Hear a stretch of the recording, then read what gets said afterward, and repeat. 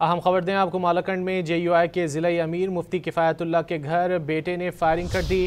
Firing کے واقعے میں مفتی کفایت کا بیٹا عصمت اللہ اور بیٹی جاں بحق، جبکہ مفتی کفایت اللہ اور اہلیہ شدید زخمی ہو گئی ہیں۔ مزید جانیں گے ڈان نیوز کے نمائندے مراد علی خان سے۔ مراد علی خان، کیا تفصیلات ہیں؟